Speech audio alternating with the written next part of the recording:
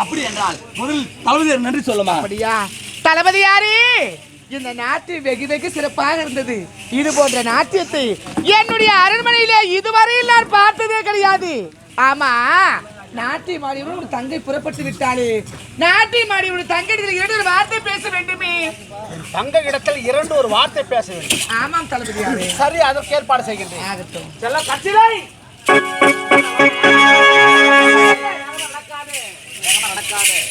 மாசமாக்குதாண்ணா அறியாது பொண்ணு ஓடி வரட்டண்ணா, அறியாது பொண்ணு ஓடிதான் வரட்டண்ணா. மெதுவா மெதுவான்றியா நாட்டியத்தை ஆடினால் உனக்கு தெரியும் வழிகள். நாட்டியத்தை கண்டு அனைவருமே மகிழ்ந்து விட்டார்கள்.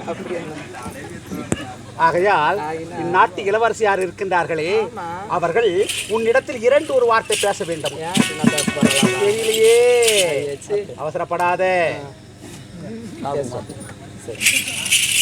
இளவரசி அம்மா, தாங்களை அழைத்ததாக என்னுடைய அண்ணன் கூறினார். உண்மையா? நான் தாமா கூப்பிட்டேன். என்னம்மா? ஆமா, உன்னுடைய பேர் என்ன?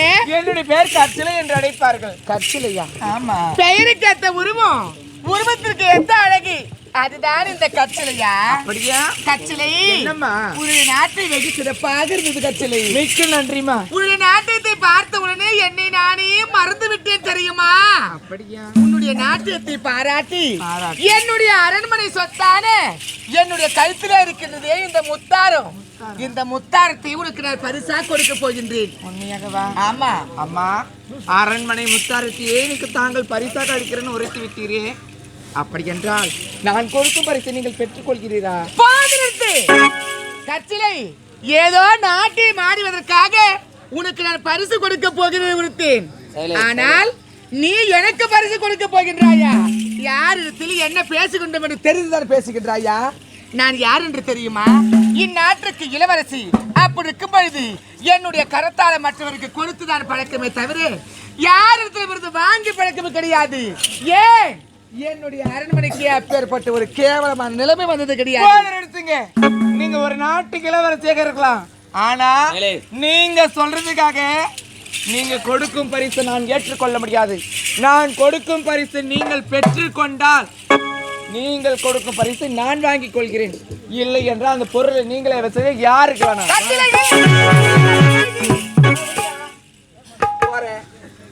என்ன இவ்வளவு ஒரு கோபமா பேசுறாளே கற்சிலை? ஏழ்மையான குடும்பத்தில் பிறந்தாலும் எவ்வளவு ஒரு துணிவாக பேசுகின்றாயே. இப்பேற்பட்ட மாபெரும் சபையிலேயே என்னையே என்னிடத்திலே நீ தைரியமாக பேசிவிட்டாய். சரி சரி, நான் கொடுக்கின்ற பரிசை நீ வாங்க வேண்டும் என்றால் நீ கொடுக்கின்ற பரிசை நான் வாங்க வேண்டும், அவ்வளவுதானே. முதலில் நான் கொடுக்கின்ற பரிசை நீ பெற்றுக்கொள். ஆகட்டுமே.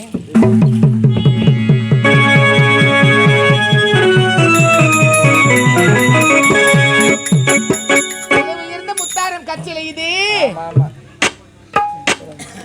நான் அண்ணா பத்திரமா கிடத்து வைங்க.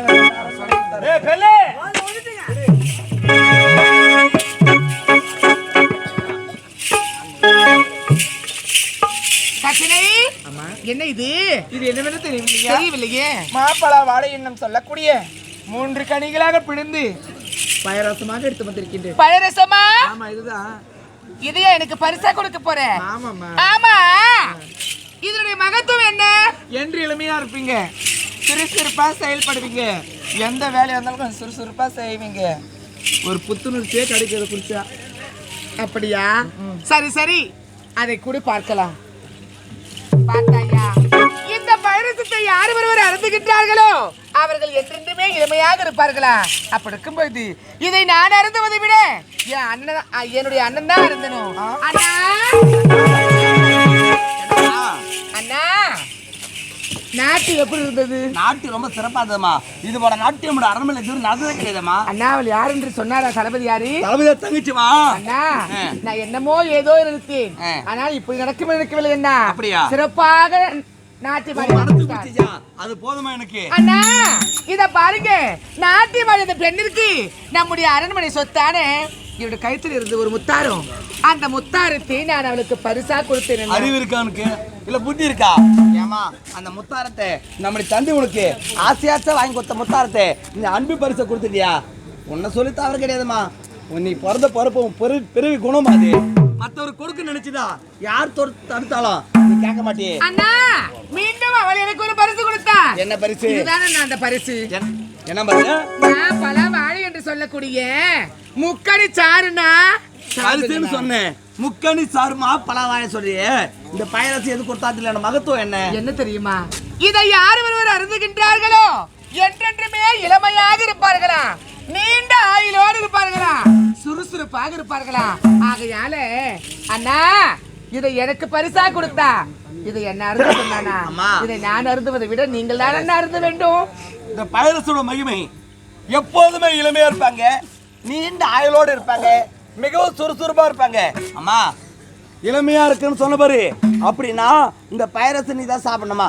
ஏன்னா எனக்கு இருக்குது ஒரே தங்கை, நீ இளமையா இருக்கணும். இந்த அண்ணா இந்த அழகை பார்த்து ரசிக்கணுமா? அண்ணா என்னம்மா என் அழகை நீ எதற்காக நான் ரசிக்க போறீங்க? என் ஒரு தங்கையாச்சேம்மா. இருக்கட்டண்ணா. அண்ணா என்றாக இருந்தாலும் நான் ஒருவருக்கு வாக்குப்பட்டு நம்முடைய நாட்டை விட்டு விட்டு இன்னொரு நாட்டுல போய் வாழ போறேன். அதனால அண்ணா ஆகையால காலம் முழுவதும் நம்முடைய அரண்மனையே இருக்க போறது நீங்க தானா? நம்முடைய அரண்மனைக்கு எந்தவித ஆபத்து வராம கட்டி காப்பாத்த போறது நீங்க தான். ஆகையால நீங்க நல்லா இருந்தா நான் நல்லா இருந்த மாதிரி. இதனாலதான் ஒரு வார்த்தை மீறி பேசியது கிடையாது, தலை சொன்னது கிடையாது. இப்ப நான் சாப்பிட தானே வம்பா போசிட்டே பயிரசம் சாப்பிட சொல்றான் என் தங்கச்சி. இல்ல கசமாலத்துல 3 கிலோமீட்டர் குடிச்சு வராங்க. பயிரசம் இல்லன்னு முக்கணி சார் மாவ பலாவ வாயின்னு சொல்லக்கூடிய முக்கணி பயிரசம் நான் சாப்பிட்டு பழக்கல. வேணான்னு சொன்னா என் தங்கச்சி கொஞ்சம் கஷ்டமா இருக்கும். என் தங்கியின் அன்புக்காக போய் சாப்பிடறேன்டா. கிட்ட போகும்போது ஒரே நெடி வச்சுடா. அது 3 மாசத்துக்கு முன்ன ஊற வச்சு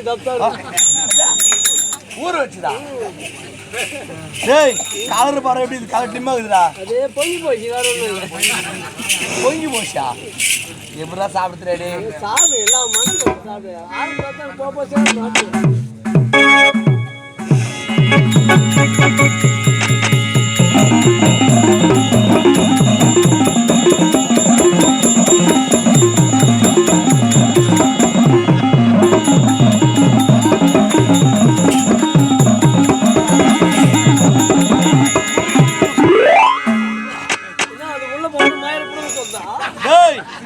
இதுவரை பைரசம் பயங்கலடா.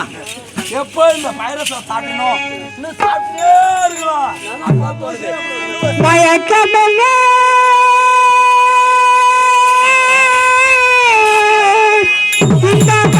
மௌனமன பணிமாளிகை தான் கண்ணே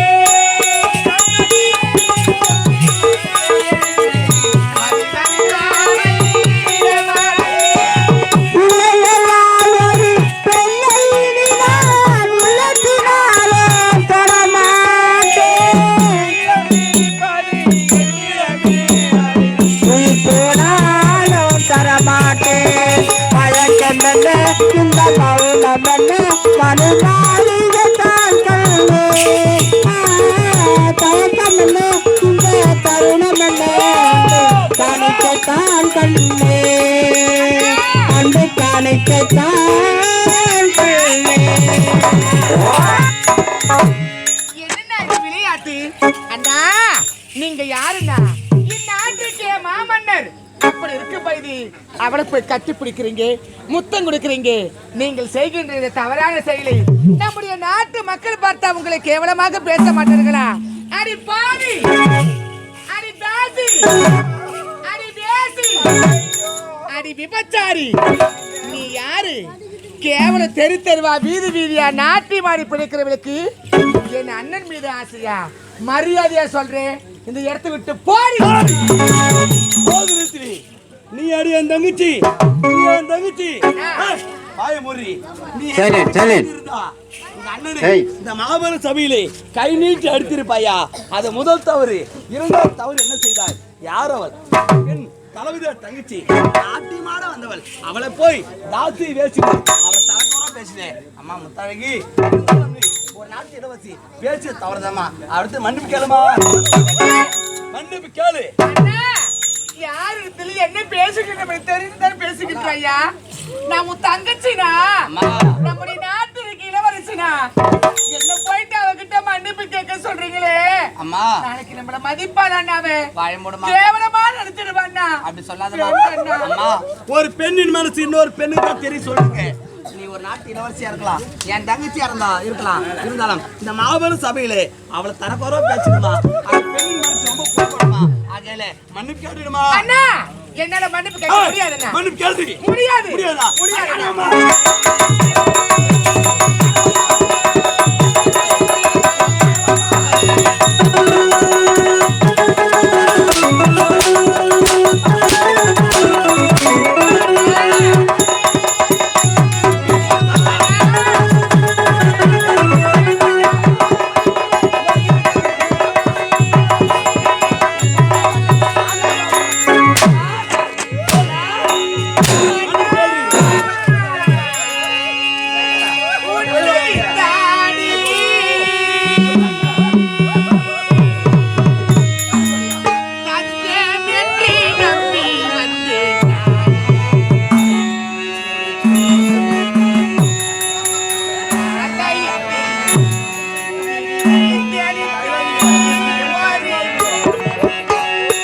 உன்னைத்தானே தஞ்சம் என்று நம்பி வந்தேன் நானே.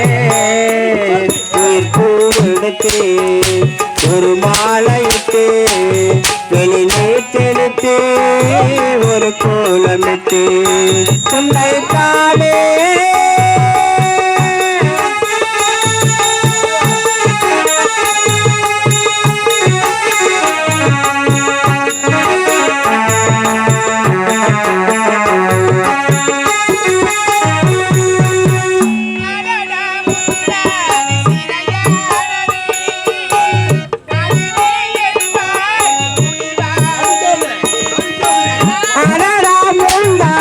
சிறையானது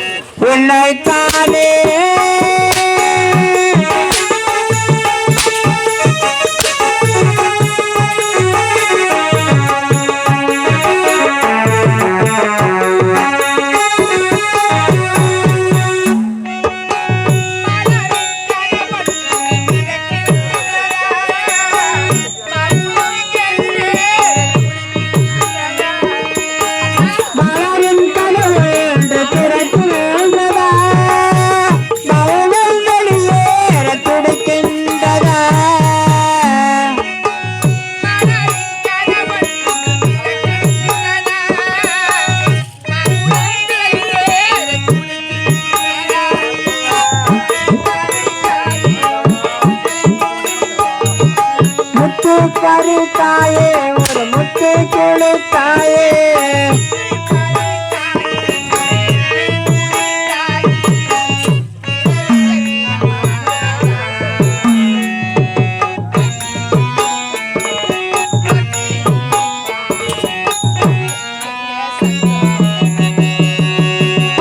உன்னைத்தானே தஞ்சம் நம்பி வந்தேன் நானே உயிர் பூவெடுத்து ஒரு மாலையிட்டு வெளி நீர் செலுத்தி ஒரு கோலமிட்டு உன்னைத்தானே